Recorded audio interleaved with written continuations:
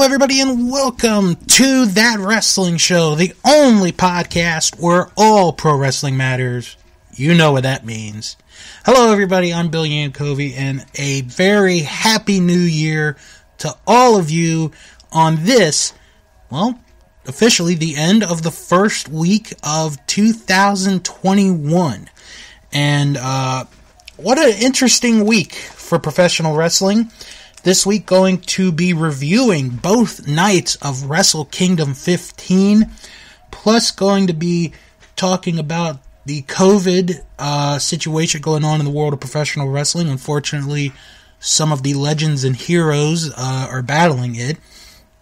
And you're going to hear me beg WWE a little later on to not have Cardi B be a part of WrestleMania. Before I go any further, I do want to talk about briefly, obviously since the last episode, which was 2 weeks ago, the death of Brody Lee, I did a video that I put up on my YouTube channel, Bill and Company, which I posted a video on our Facebook group, the day after Christmas, and obviously, the death still is hurting people. It's still, really affecting a lot of people. But I just gotta say, the tribute show. I know I'm a week late, but it's okay because last week was our winter break. That tribute show might have been the best tribute show I've ever seen in my life. And that's in any form of entertainment. That was beyond amazing. It was, I would say, the most emotional 2 hours of wrestling I will ever watch in my life. I honestly thought, and I think a lot of people thought until the 30th of December, that the Eddie Guerrero tribute was the best tribute show ever. And there are probably people that still think that way, which I totally respect and I understand. But my God, that Brody Lee tribute show, if you didn't watch it, go watch it. And if you did watch it, and you weren't fighting back tears, if you didn't have any tears, you're not human. You are not human. That 2-hour program, like I said, was perhaps the most emotional 2 hours of wrestling I will ever see in my life. And I cried at the end. I bawled like a baby. It was just unbelievable, that tribute ending. I haven't cried like that since the beginning of the Eddie Guerrero tribute. And, that was shocking. Brody Lee's death was shocking. But it was just as sad. I think it was just as sad because, number one, everybody loved Brody Lee. I don't think there's anybody that would say a bad word about Brody Lee. And number two, he was a family man. He cared more about his family than the business. And you don't find a lot of people like that these days, where they care more about their family and want to be with their family than wanting to be in this business, in professional wrestling. And the fact that Tony Khan has promised Brody Lee Jr., his oldest son, that if he wants to be a wrestler, when he turns 18, he's got a spot in the AEW roster. He's got a spot. And one other person I have to say, his wife, Amanda, one of the strongest people I think I've ever seen. To have had this tragedy happen, to be the strong figure, and she might not believe this, or there may be some people that might not believe what I'm about to say, but I think within the span of the last 2 weeks, Amanda Huber has gained more fans for being how classy, how strong, and how loving she has been. And I just want to say to Amanda, if she does listen to this, if she doesn't, I'm okay. Thank you for sharing a wonderful man, a wonderful husband, and being able, to see you and you be a strong influence to a lot of people in a time that we need it. You have become a strong influence on a lot of people, and that's what we need in this world, are strong, caring people. And you have definitely shown that. You have shown a lot of class. And we as wrestling fans are going to get through this together. Because I think that's what Brodie Lee would have wanted. We're going to get it together. We're going to get through this together. Want to talk about briefly our year-end awards. Voting is coming to an end. We have only a week to go in our year-end awards. And I want to talk about a couple of categories that are very close. We got some close races in some of these categories. I'm not going to say who's leading, but I do want to mention, some of the close categories. The most shocking moment of wrestling, the Hell Has Froze It Over award, that is very close. The best major wrestling show of the year is very close. Match of the year is kind of close. Tag team of the year is kind of close. Woman of the year is extremely close. And the wrestler of the year is very close as well. So it's going to be very interesting to see how the final days of voting will end up being.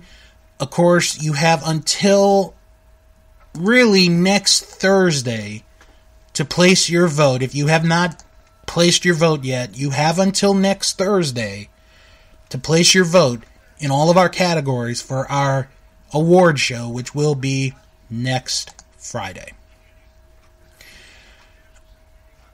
I want to talk about a couple of wrestlers who have, we found out as of late, have tested positive for COVID. Mick Foley, we know, had COVID. He was doing a virtual signing, and he ended up testing positive for COVID, and he stayed in a hotel for close to 3 weeks, missed Christmas, and he loves Christmas. Missed Christmas, missed New Year's with his family, but fortunately he's doing a lot better, and he was able to get home, was able to get home recently. Also, Bobby Fulton, one half of the Fantastics, announced yesterday that he tested positive for COVID, and I'll read his tweet. Well, I am COVID-19 positive. I wear my mask, covering my nose and mouth. Why you dumbass people refuse to wear them or wear them below your nose? You are the cause. This will not go away. That was his That was from his Twitter. And also the legendary Les Thatcher, pardon me. Les Thornton passed away a couple years ago. Les Thatcher tested positive for COVID-19, and he's also got a battle with pneumonia as well.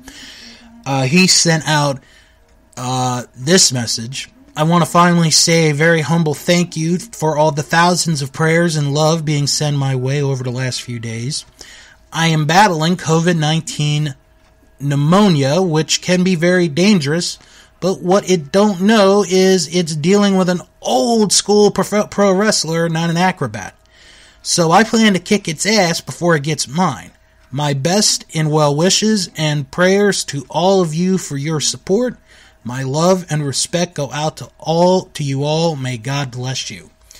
And I just want to say to Bobby, to Les, to Mick, get better. We're all rooting for you. We've lost way too many people because of COVID. We don't want to lose you guys. We really do not want to lose you guys. Ring of Honor had a very busy week re-signing some talent, and they re-signed some very good talent. Bandito, Amy Rose, Mark Haskins, to name a few. And today they announced that they have re-signed Brian Johnson to a Ring of Honor contract. I'll tell you, Brian Johnson really impressed me at Final Battle. And I think that's a good re-signing. Ring of Honor right now is doing a very good job of being able to re-sign their talent, because that was the thing that they did not do at all during the pandemic. Was when they were shut down, they did not release anybody.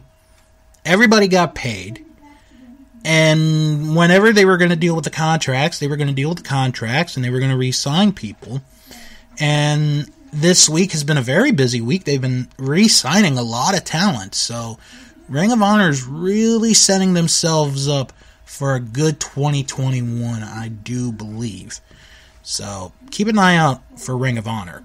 Speaking of Ring of Honor, this week it was announced that they and Marty Scurll have mutually agreed to part ways. So Marty Scurll no longer a part of Ring of Honor. For those wondering, why is he no longer a part of Ring of Honor?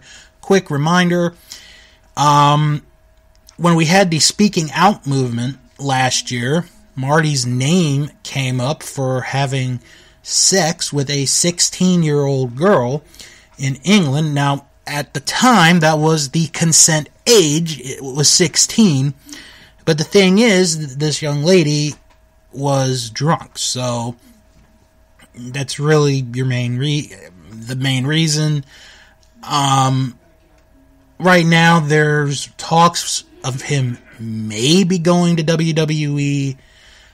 Going to be very interesting to see what happens there if WWE does pull the trigger and signs Marty Scurll to a WWE contract. Going to be very interesting. Staying with WWE, I did not watch the Legends show on Monday night because I was watching Night 1 of Wrestle Kingdom, which I will talk about in a little bit. And apparently it was a real crappy show. But one person's name that was referenced on Raw and then got a lot of coverage on Twitter was Cardi B. And now it's like people are like, oh, wouldn't it be cool if Cardi B came to WWE? Wouldn't it be cool if Cardi B was at WrestleMania? No. I do not want Cardi B at WrestleMania. Because first off, we don't know if there's going to be anybody in the stadium or in the building for WrestleMania, unless they do WrestleMania in the Thunderdome. What are you going to do with Cardi B if it's in the Thunderdome? There's nothing you can do. There's nothing you can do. Plus, she's not that nice of a person from what I've seen. And she's done some bad stuff in the past that I'm not going to mention on this show. But I don't want her anywhere near a WWE ring. I mean, I know she is a fan. And there's nothing wrong with her being a fan. I just don't want her anywhere near a WWE ring. What are you going to do? Are you going to have her face Lacey Evans at WrestleMania? Oh, that'll bring a lot of people to the network. Cardi B versus Lacey Evans at WrestleMania. Ooh. So if they do, I will say this. If they do have Cardi B come, I'd rather have her face Peppa Pig at WrestleMania. Because she's got some beef with Peppa Pig. Which is some BS reason. Because I talked about this on WWE Free recently with Jim Boy Star. And really the whole thing is Cardi B doesn't like that her 2-year-old daughter jumps in puddles and Peppa Pig, quote-unquote, influences the kid.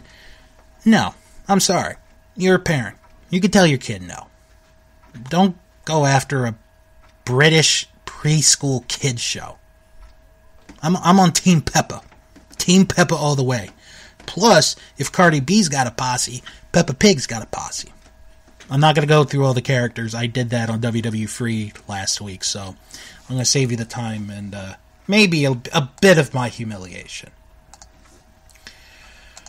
Alright, well, speaking of time, and believe me, there was no humiliation. Wrestle Kingdom 15 really delivered on both nights, especially the second night. I think the second night was the better. I'll get into why a little bit later on. New Japan's biggest show of the year was held at the Tokyo Dome.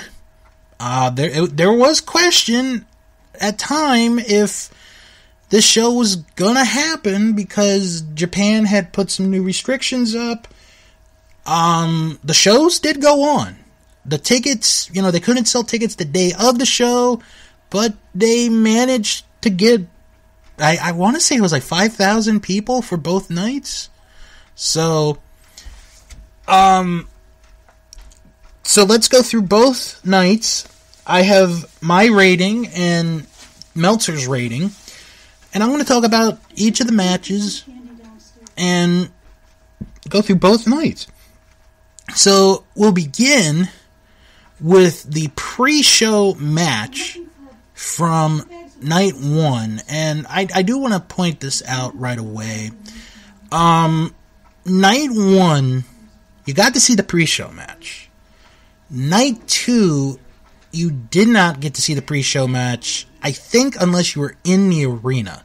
Because I know when I went to watch night two of Wrestle Kingdom, did not get to see any of the Stardom tag team matches. So, not going to do any ratings there. So, the pre-show match for night one was the New Japan Rambo. Basically kind of a Royal Rumble match. You had two competitors start, and then in interval times, another person would enter the ring. But this year was a little different, because instead of the last person remaining being the winner, the final 4 people would be declared the winners and would meet the following night for the King of Pro Wrestling provisional title. So, I'm going to save time because there really isn't much to talk about. Chase Owens and Tomohiro Ishii were the first 2 guys, and Ishii was in there for a long time. Owens manages to make it to the end. Really no big surprises, nothing too extravagant to talk about, although I have to admit I liked the ending of the match, because Bushi came out during the match, and he never really entered the ring. He just stayed on the outside. The closest he got to being in the ring was standing on the apron. And then, the final entrant was Toru Yano. And by the time Yano made it to ringside, he was among the final four left. So, Chase Owens, Bushi, Toru Yano, and Bad Luck Fale were declared the winners of the New Japan Rambo, which apparently was a tribute to Sylvester Stallone. No, I'm just kidding. This is the one that gets my lowest rating for both nights. I gave it a C-. Wasn't much really to write home about. It was a thing. Meltzer gave it 1 3/4 stars. So now we go to the main show, and it starts with El Phantasmo against Hiromu Takahashi. I have seen Takahashi wrestle on many occasions, and he is very, very good. El Phantasmo, on the other hand, I have not seen a lot of. But, man, I was impressed by El Phantasmo. The two of them, they just start right off the bat, and it is just pure lightning with these two. They're going all over the place. They're doing these moves. And El Phantasmo, I'll say this, for someone who I have not seen before, really impressed the heck out of me with this match. It was a good back and forth match. Phantasmo was working on not only Takahashi's feet, but also his hands, which was very interesting because Hiromu's finishing move involves his hands, and, you know, if your hands are in pain, you can't really do much. It was a good back and forth match. Takahashi got the win. It was a very good start to the pay-per-view, and the beginning of the match was really good, but at times I felt it slowed a little bit, but it didn't hurt it too much. So it was a good match. I gave this a B. Meltzer gave it 4 stars. I enjoyed this opening match. I enjoyed this opening match more than I did the second night. Next match, IWGP Tag Team titles, the Guerrillas of Destiny, Tama Tonga and Tonga Loa, challenging, Zack Sabre Jr. and Taichi for the belts. This wasn't really my cup of tea, which is a shame because the Guerrillas of Destiny can have a really good match. Zack Sabre Jr. is a fantastic wrestler, and when Taichi puts it on, he can put it on. But here, this match just didn't do it for me. And it's kind of disappointing because I thought maybe these 4 could go together and work really good. The Guerrillas of Destiny won. They became the record-setting 7-time IWGP Tag Team Champion.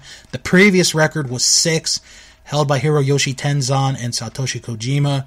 But Tama Tonga and Tonga Loa, 7-time IWGP Tag Team Champions.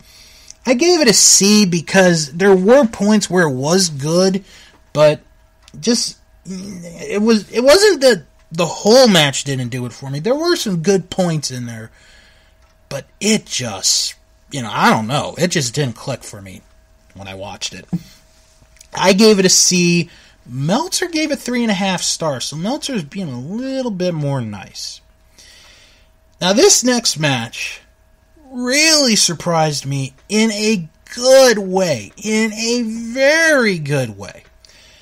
Kenta facing Satoshi Kojima with the contract for an IWGP United States title shot on the line.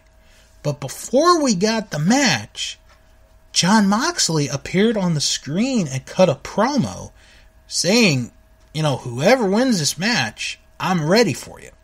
So that was a nice little surprise. This match was so good. This match was so good. I mean, Kojima, at 50 years old, I believe he's in his 50s, brought his A game to Kenta. He brought it, and it was very good.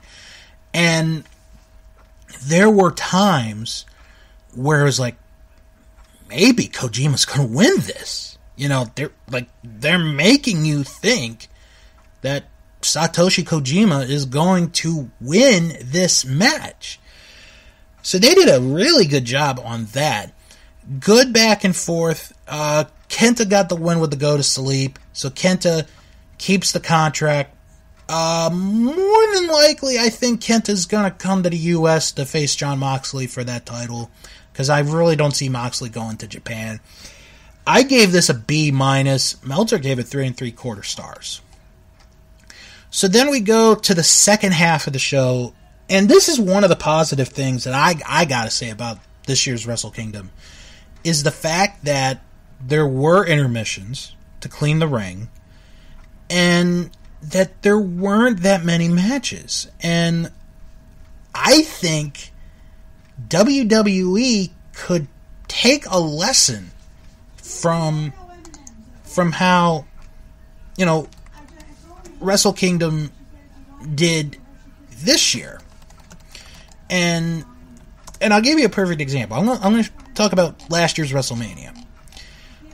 If you look at both shows, they had a pre-show match, and then they had the card. So if you count, or if you don't count, the pre-show match on both nights, each card, each night of WrestleMania was 8 matches. Both nights of Wrestle Kingdom, if you take away the pre-show match, 6 matches. And that kind of helped the show tremendously. So second half of the show begins with Hiroshi Tanahashi against the Great O-Khan. And this was my first opportunity to see O-Khan in the ring. And I gotta say, I was kind of impressed by him. He stuck with it. He went with Tanahashi. Early on, they did some amateur wrestling. They were going hold for hold. And then Great O-Khan became this dominant monster, going after Tanahashi, attacking him. He was being this heel monster that I haven't seen in a while, and he kind of did a good job of it. Towards the end, Great O-Khan tried to use a chair, but Tanahashi took it away, and then Tanahashi just went to town and hit 2 high fly flows and won the match. And I have to say, I was really impressed by how O-Khan did in this match. And Tanahashi, who is one of the all-time greats, really helped put this guy over. He did a really good job in this match. I gave it a B. Meltzer gave it 3 3/4 stars. Then we go to the match of the night. And there is a possibility that this could be up there for match of the year already. I know, first week, but I'm being serious. It is Kazuchika Okada against Will Ospreay. An amazingly awesome match. These two go at each other. They are beating the crap out of each other. They are doing moves on the floor that would put a normal man out. There was one point where Ospreay, pardon me, I had a brain fart right there. There was a point in the match where Ospreay hits a brain buster through the table, and Okada's back is cut open. Like, he is bleeding on his back. And it's like, there's no way Okada's going to come back. But he manages to come back. And you just have this amazing match back and forth. Okada hits a tombstone on the apron. Ospreay is doing everything he can. Okada doing everything he can. Puts on the money clip. Makes a few attempts at a Rainmaker. Couldn't really get it. Near falls unbelievably well this match. And Okada ends up hitting a Rainmaker to win the match. Just an impressive match. An impressive match. I absolutely loved it. This was my favorite match of night one. You know what? I'm going to change my grade from what I have it. Because I originally had it as an A. That was an A+ match. That really was. It was that good. If you have not seen it, you need to go see this match. It is absolutely amazing. Meltzer gave it 5.25 stars. So it is over 5 stars already. Then you had the main event of night one, IWGP Heavyweight and Intercontinental title on the line. Tetsuya Naito defending against Kota Ibushi. This was a good match. I don't think it was as good as the one they had in Madison Square Garden, which I was at, and that was a very good match. This was still a good match. Don't get me wrong. This told a much different story, and it is a completely different story from night two. Night one here is they're just having a wrestling match. There's no hatred between the two. It's Ibushi who's had his chance a few occasions, can't win the big one. He can't win the big one. And you have this good back and forth match. There are times where you think, oh, Ibushi's going to get beat. He comes back. Naito hits the Destino a couple of times, can't put Ibushi away, but Ibushi comes back and he hits, the Kamagoye, the knee right into the face. 1, 2, 3. Ibushi wins. Ibushi wins both belts. A really good match. Second best match on night one. It's easily in my top 5 of both nights. Where I would put it, I'm not really sure. I gave it an A-. And Meltzer gave it 5 stars, which, you know what? I have no problem with. So, now we go to night 2 of Wrestle Kingdom. Like I said, did not get to see any of the Stardom matches that they had on the card. So I'm sure they'll put them up somewhere, but they did not air on NJPW World. But I'll just give you the quick results.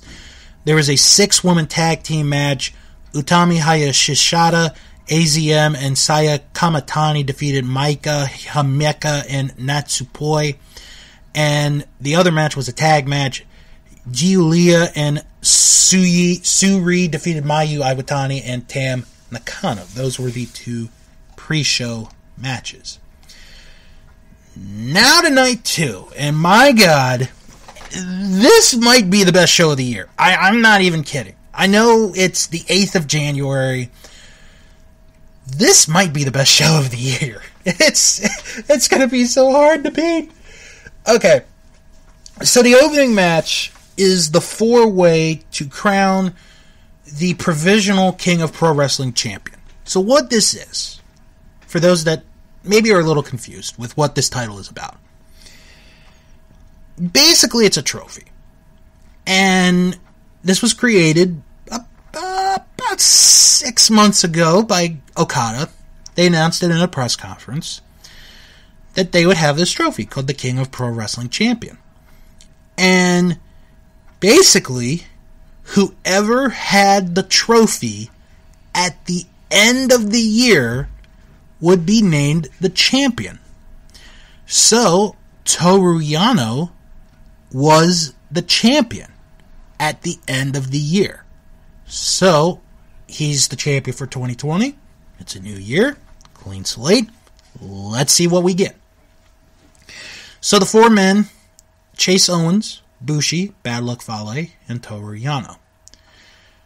I loved the beginning of this match. The beginning of this match was funny. Because Yano doesn't want to get in the ring. Bushi doesn't want to get in the ring. It's Owens and Fale. They're the only two guys in the ring. So, bell rings. They get the two sweet. And, oh my god, Owens is down. Fale goes for the pin. It's the finger poke of doom. And Bushi and Yano have to make the save before the match is already over. So, it's fight, bite, the Itchy and Scratchy show. The whole story up until the end is Fale and Owens are doing everything they can to win this match. Then we get to the end, where Fale and Owens hit a double team move. Owens goes for the pin. Fale breaks the pin. Then Fale goes for the pin. Owens breaks the pin. Then they get into an argument. And I loved this. This was so good. Because Chase Owens is like, look, if I win, I win. And Fale is like, no. If I win, we win. If you win, you just win. But if I win, we both win. So the referee, is trying to get involved. And they're about to do a double choke slam on both guys. Yano hits a double low blow onto Owens and Fale. Bushi is knocked out. So Yano goes right over after he hits a double low blow. 1, 2, 3. Toru Yano wins and is, as of right now, the provisional King of Pro Wrestling Champion. You know what? It was a harmless, fun match. I don't think it was really meant to be taken any seriously. So I gave it a C. Meltzer gave it 1 3/4 stars. Then we go to the IWGP Junior Heavyweight Tag Team titles. Master Wato and Ryosuke Taguchi against El Desperado and Yoshinobu Kanemaru. Desperado and Kanemaru are the current champs. This is an alright match. You have moments here, but at the end it was Desperado and Kanemaru who ended up winning or retaining the titles. I think maybe down the line these two teams will face each other again, but here the champs stayed the champs. I gave this a C. Meltzer gave it 3 1/4 stars. And now, ladies and gentlemen, we go to the rest of this show. And, my God, from this point on, some amazing wrestling is seen right here. Next match, the never open weight title. Shingo Takagi defending the title against Jeff Cobb. This is a battle of two big, bad men. And they beat the crap out of each other. And it is so damn good. Because they're going back and forth. Jeff Cobb then does everything, and I mean everything he can to win this never open weight title.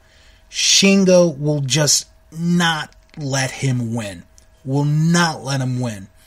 And it's, outside, inside, outside, inside. It's, you hit me with this, I'll hit you with that. It's strength against strength, man against man. And it's so damn good. And in the ending, Cobb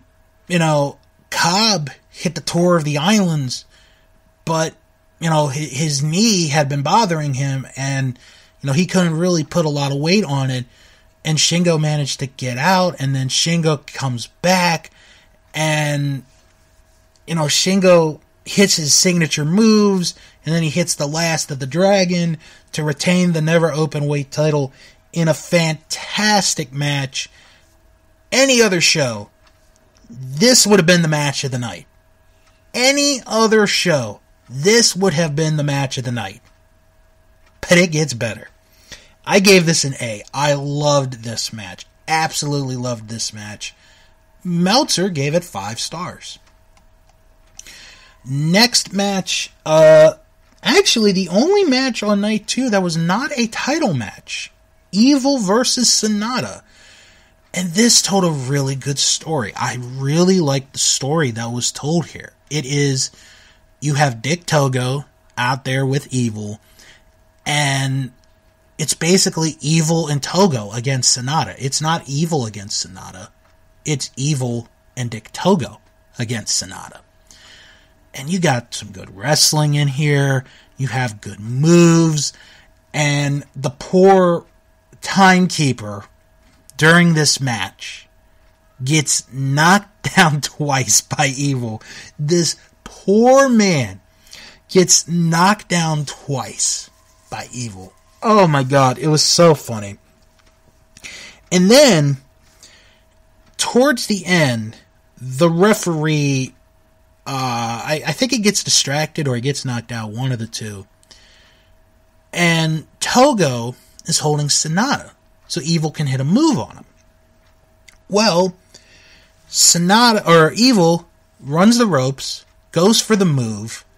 Sonata moves out of the way. Togo gets hit, and Togo oversells this table spot. Like, the jump is so funny.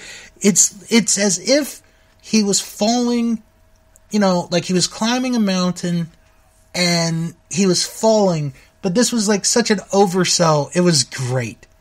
So, both men, Sonata and Evil, they keep fighting, and Togo amazingly comes back, and Evil and Togo try to do another double team move, but Sonata pushes Evil into the ropes, which knocks Togo down on the corner, crotches him, and Sonata hits, a Great Muta style moonsault to get the win. This told a good story. I gave this a B. Meltzer gave it 4.25 stars. Then we go to the IWGP Junior Heavyweight title match. Taiji Ishimori defending the belt against Hiromu Takahashi. Again, another good match. And again, this match told a completely different style of match than Hiromu's first match, where the match he had with Ishimori, or not Ishimori, with El Phantasmo, was based on high flying. This was more of a wrestling style match where you did have some high flying, but it wasn't really needed a lot in here. And this told a really good story.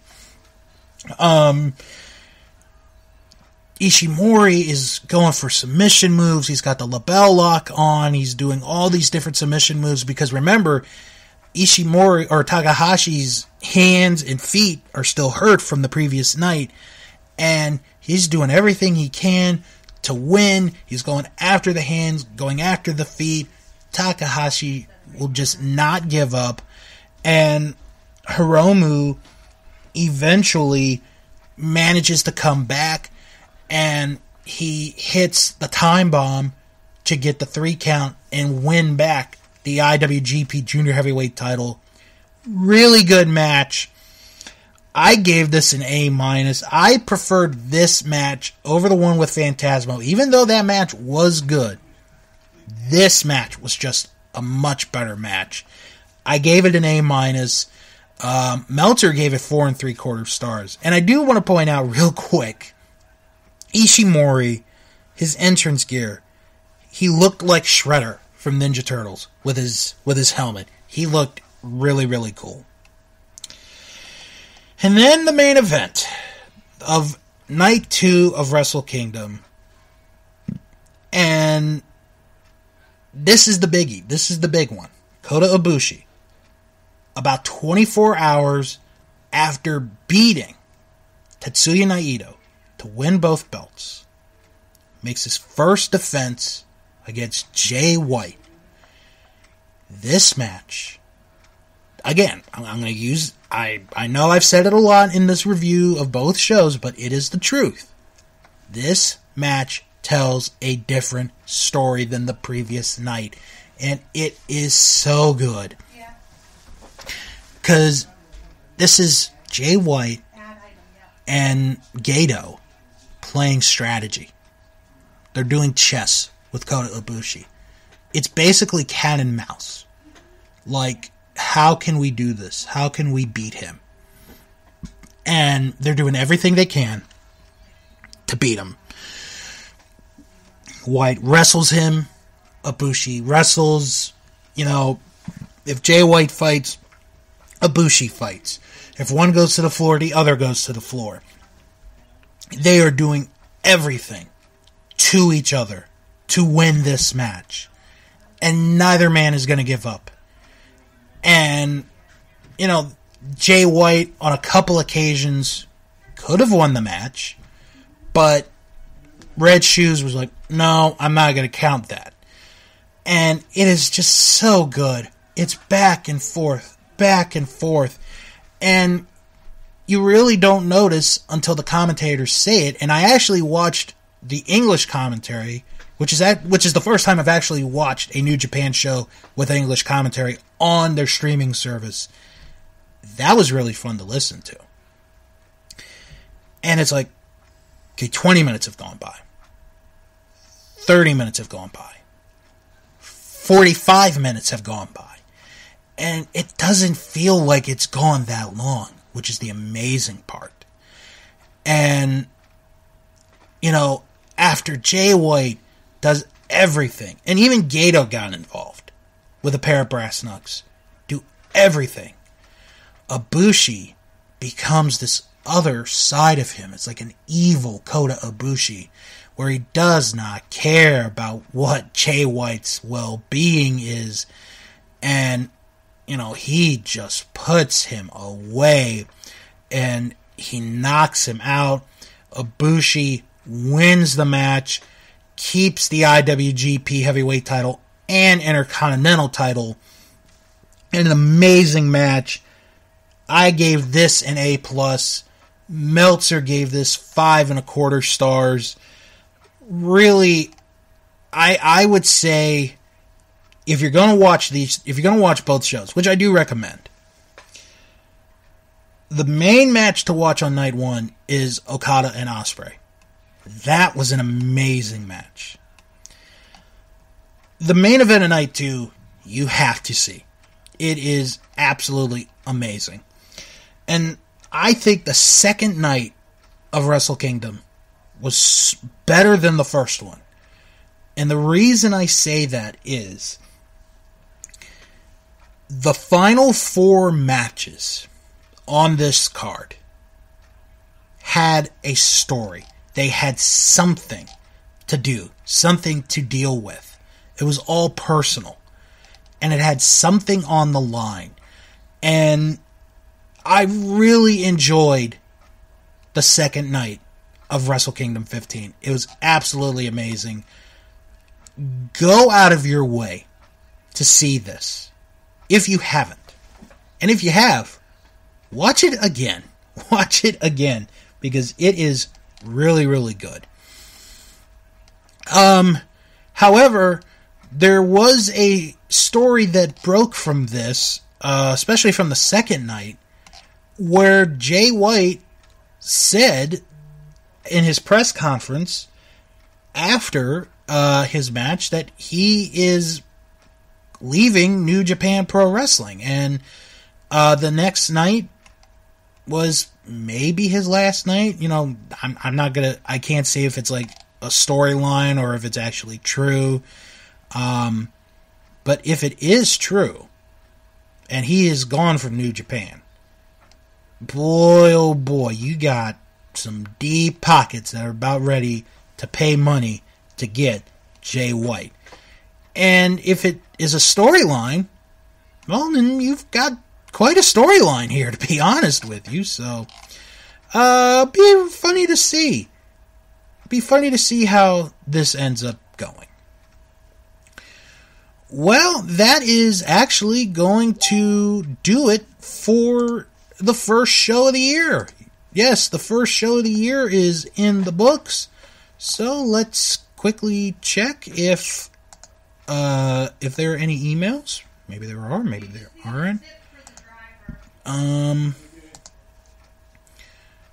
Let's see. No emails. Okay, so we can go on and wrap up the show and tell you what is planned for next week.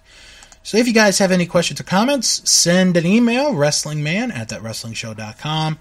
Follow the show on Twitter at WrestlingShow11. Follow us on Instagram at ThatWrestlingShow. Join the Facebook group. It is That Wrestling Show fan group. You type that in the search bar. Boom, you're right there. And if you can't find it, it's okay. I post a link in the description of each and every episode. And visit the Patreon page, patreon.com/thatwrestlingshow. Alright, some podcasts you guys should check out.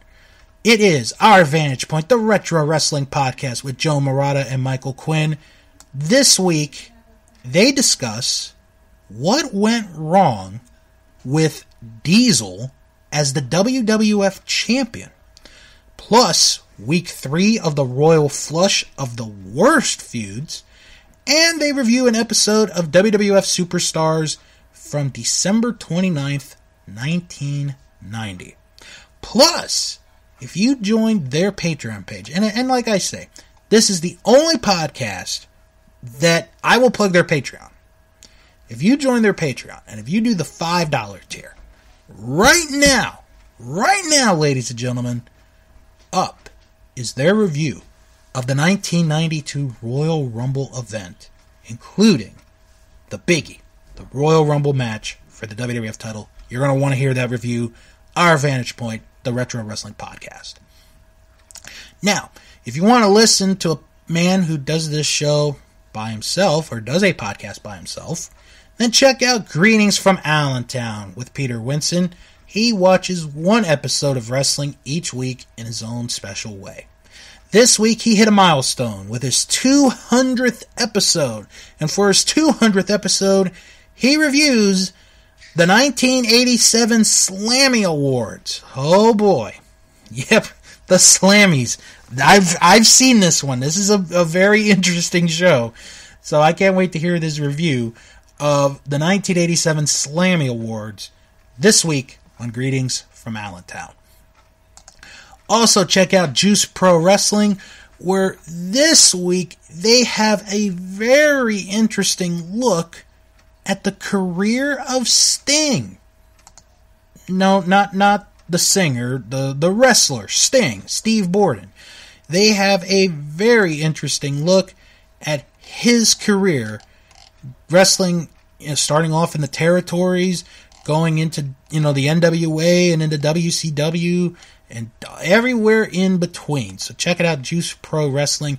And real quick while I'm at it, I want to send out a congratulations to Justin from Juice Pro Wrestling, who recently got engaged. So congratulations to Justin on his engagement to be married.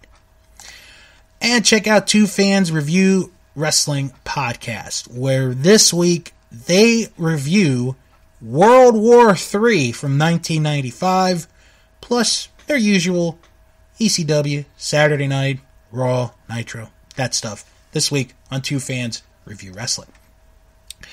Now, if you're looking for non-wrestling related podcasts, check out Last Stop Penn Station with Kerry Silken and Ian Riccaboni. as we look into the life of Cary Silkin. It is their season 3 premiere, and this involves Ian Riccaboni singing. That might actually be pretty interesting. Check it out. Last Stop, Penn Station. Also, check out The Castle Vault, a chronological deep dive of Disney animated films powered by Disney+. This week, they go into the unknown as they watch and review Frozen 2. That is this week on The Castle Vault. And check out Dave and Ethan's 2,000-inch Weird Al podcast, where this week they are joined by content creator Alicia Buonviri and the host of the Fun Zone podcast, Byron Lee. That is this week on Dave and Ethan's 2,000-inch Weird Al podcast. And finally, check out Sharks Pond, a South Park podcast, where I review each and every South Park episode. This week is the beginning of Season 11 of South Park, as I review the Season 11 premiere episode, with apologies to Jesse Jackson. That is this week on Sharks Pond, a South Park podcast. Okay, next week, going to be a fun show, because it is our annual That Wrestling Award show, where you, the fans, voted on the categories. Going to reveal all the winners right here next week on the show. Plus, going to preview Impact Wrestling's Hard to Kill pay-per-view, as that is only 1 week away from tomorrow night. So, everybody have a good, safe weekend. Excuse me. Hope you guys enjoyed the holidays, and come back here next week for another episode of That Wrestling Show, the podcast where all pro wrestling matters. And as always, wrestle on.